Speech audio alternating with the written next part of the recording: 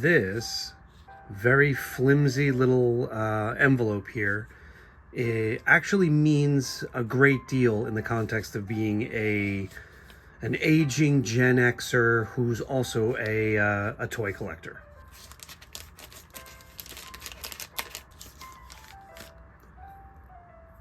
This little red tube.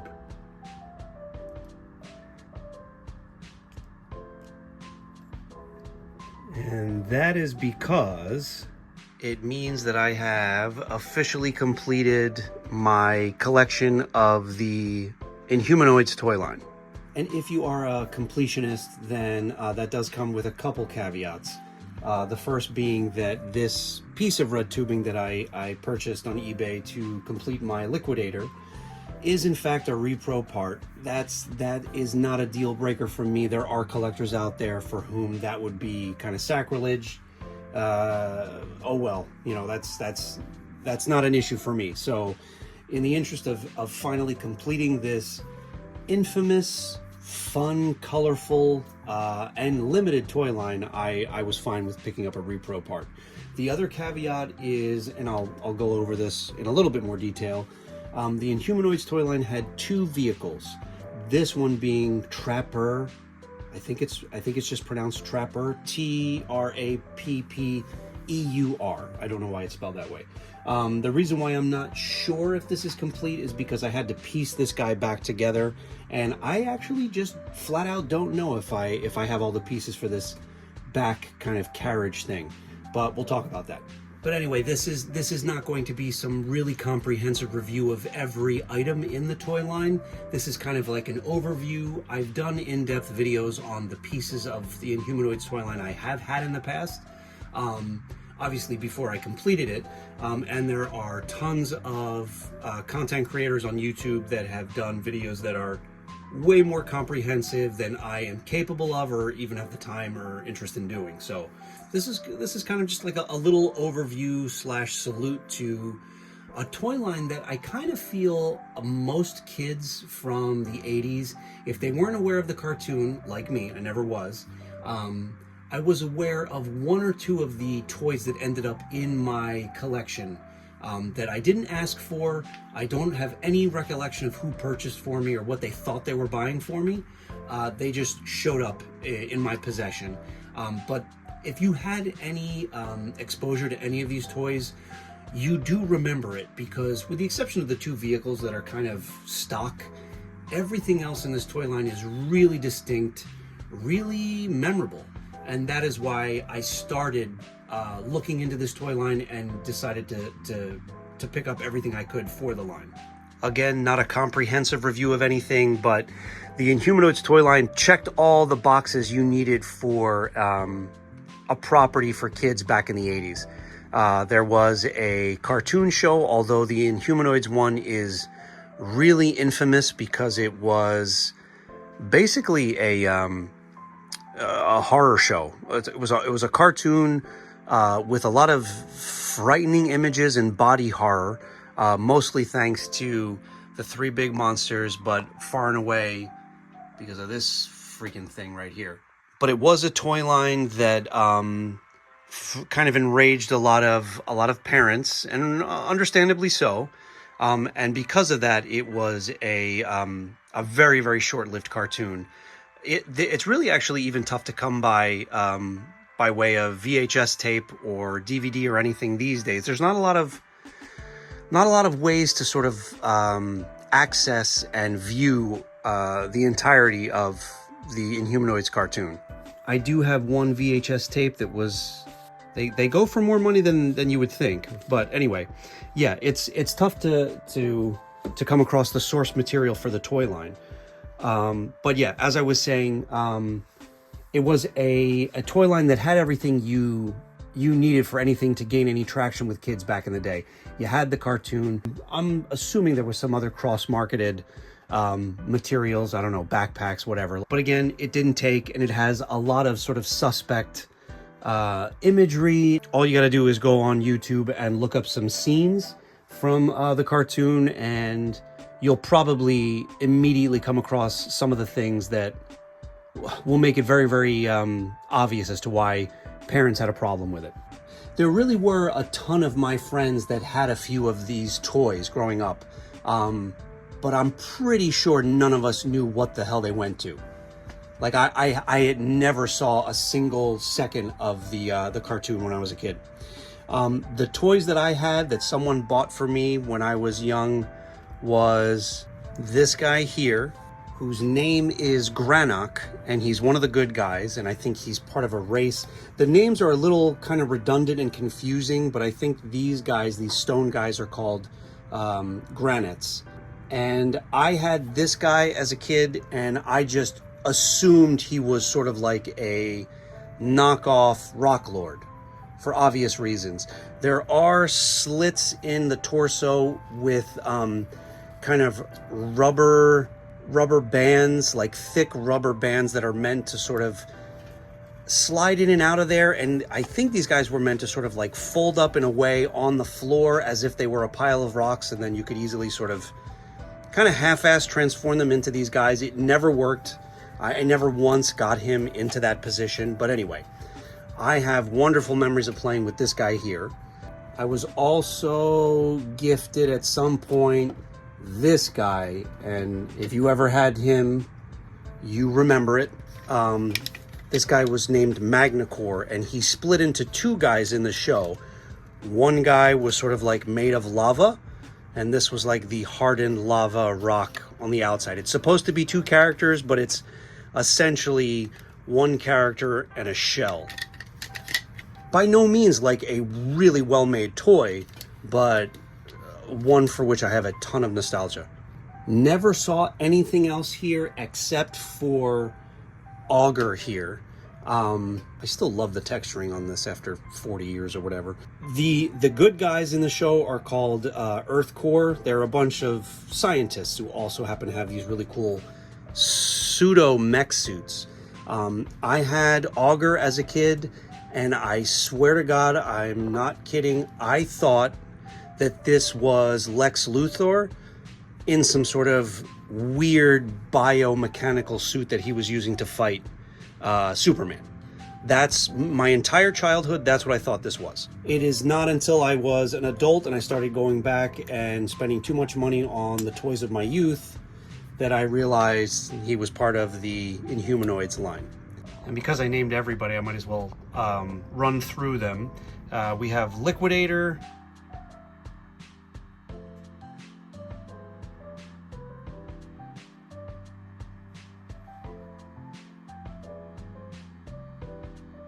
I said Augur,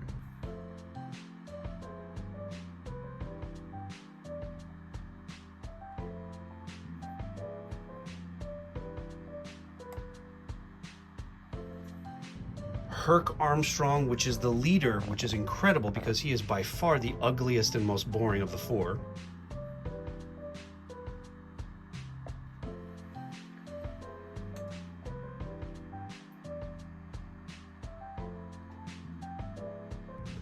And we have Dr. Derek Bright, who I think is also called Digger, I think.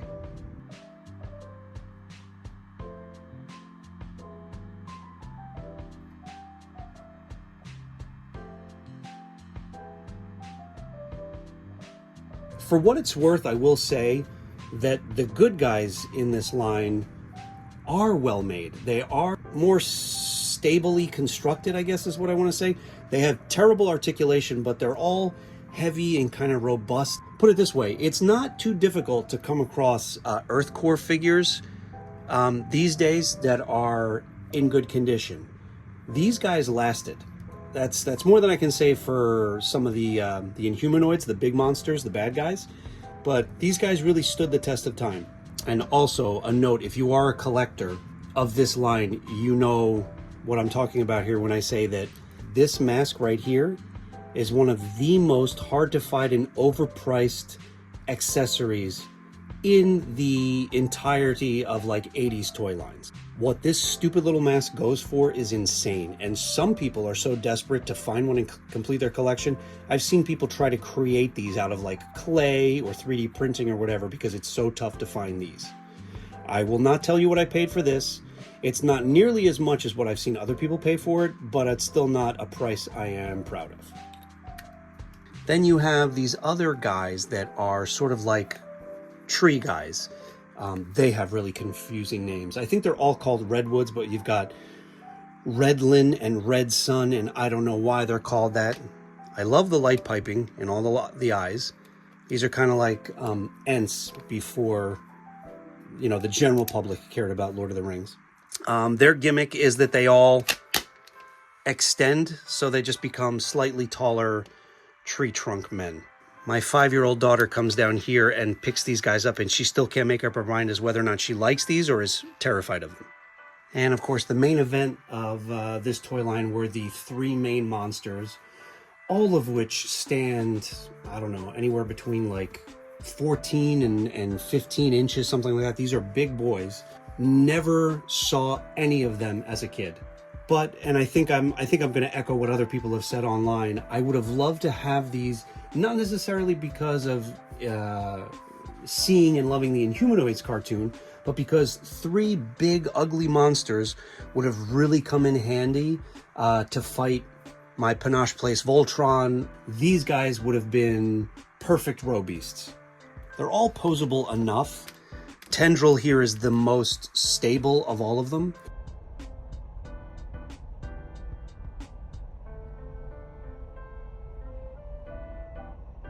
Just because by way of having these 2 tails in the back, he stands really, really firmly. And just in general, you'll find Tendril online. You'll find unbroken tendrils aplenty online, whereas Metlar and Decompose, that's a different story. Metlar here is the leader.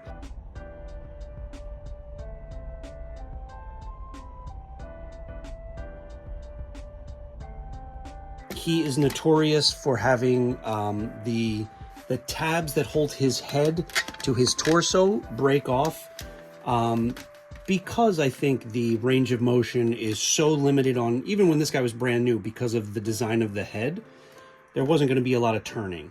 So kids broke him pretty quickly. Decompose over here is the most infamous of the 3 because he's hideous.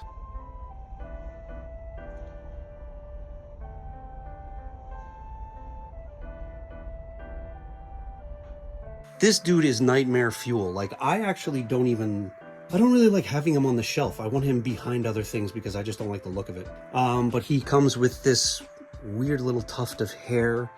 He's got a lot of ugly, but like impressive detailing, like sculpted into the mold, that makes him look like he's just oozing, I don't know, connective tissue and ligaments and blood vessels. And then to top it all off, his gimmick was the rib cage on his chest opens up, and you can kind of house a figure in there, even though the Earthcore figures are way too big. But the idea was that he could essentially digest the good guys. If you don't know anything about this show, now when you take one look at this, then you start to get an idea as to why people had a problem with this show. And that brings us to the 2 vehicles in this line, neither of which kind of blow me away. But again, it's a toy line that kind of like begs to be completed, because it's not like it's a cheap toy line to collect for, but it's not expansive. But anyway, you have the Terra Scout here, which is the easier vehicle to come by. Both vehicles feel like they're made from a cheaper plastic than everything else in the toy line. But they do come with ample room for 2 figures inside, include both vehicles actually, as well as some foot pegs on the back where on the Terra Scout somebody could be standing back here. There are pretend treads on the outside of both vehicles, but the wheels that actually turn under the grip on the floor on the inside on the main part of the vehicle. This one has sort of like a cool shock absorbing, I don't know, front piece, whatever you want to call it, axle. This vehicle, getting it complete or almost complete, has kind of been the bane of my existence as far as completing my Inhumanoids toy line, with the exception of Liquidator's helmet. The reason being, there's a lot of little pieces on this the Trapper vehicle that are usually, when people are selling this online, they strip it down and they sell individual parts for ridiculous amounts of money. Not to mention it has a few superfluous parts and some weird design choices. Firstly, you've got this window here, this visor to nothing. It's not like that houses some sort of compartment where someone can sit.